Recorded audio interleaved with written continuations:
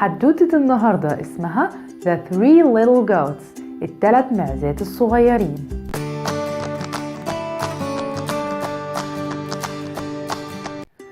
Once upon a time، كان يا مكان، there were three little goats، كان في ثلاث معزات صغيرين. One day they decided to build three houses. وفي يوم من الأيام قرروا إنهم يبنوا ثلاث بيوت. The first goat built a house of straw. المعزة الأولى بنت بيتها من القش. The second goat built her house with sticks. المعزة التانية بنت البيت بتاعها من العصيان. Because they were lazy، عشان هم كانوا كسلانين. They didn't want to work hard to build their houses. ما كانوش عايزين يشتغلوا جامد قوي عشان يبنوا بيوتهم. They built their houses very quickly. هم بنوا بيوتهم بسرعة جدا. And then they sang and danced all day. وبعدها قعدوا يغنوا ويرقصوا طول اليوم. Meanwhile، في الوقت ده the third goat worked hard all day. المعزة التالتة قعدت تشتغل جامد قوي طول اليوم. And built her house with bricks. وبنت البيت بتاعها من قوالب الطوب. Then one day، وبعدها في يوم من الأيام a big wolf saw the two goats playing and dancing.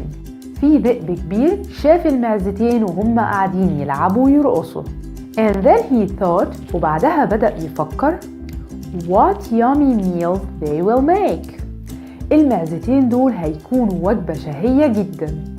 He started chasing the two goats. وبدأ يطارد المعزتين.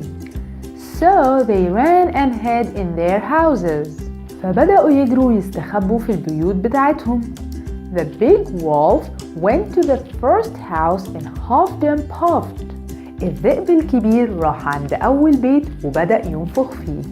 He blew the house down in minutes. ووقع البيت الأول في دقايق. The little goat ran to the second goat's house. المعزة الصغيرة جرت بسرعة على تاني بيت. That was made of sticks، اللي كان مصنوع من العصيان.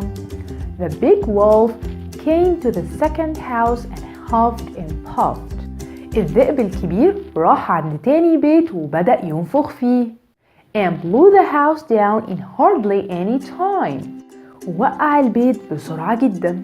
Now the two little goats were scared. ودلوقتي المعزتين الصغيرين كانوا خايفين جدا. So they ran to the third goat's house. فجروا بسرعة على البيت بتاع تالت معزة. That was made of bricks، اللي كان مصنوع من قوالب الطوب. The big wolf tried to huff and puff and blow the house down. الذئب الكبير حاول ينفخ في البيت ويوقعه. But he couldn't، بس ما قدرش. He kept trying and trying for hours. هو قعد يحاول ويحاول لساعات كتير. But the house was very strong. بس البيت كان قوي جدا. And the little goats were safe inside. والمعيز الصغيرين كانوا جوه البيت في أمان. The wolf tried to enter through the chimney. الذئب حاول إنه يدخل البيت عن طريق المدخنة. But the third little goat boiled a big pot of water. بس المعزة الصغيرة التالتة غلت مية جوه إناء كبير. And kept it below the chimney. وحطته تحت المدخنة. The wolf fell into it and died. الذئب وقع جواه ومات. The two goats now felt sorry for having been so lazy. المعزتين الصغيرين حسوا بالأسف عشان هم كانوا كسلانين. So they decided to build their houses with bricks. فقرروا إنهم يبنوا بيوتهم من قوالب الطوب.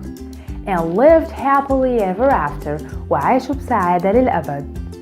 So what can we learn from this story, kids؟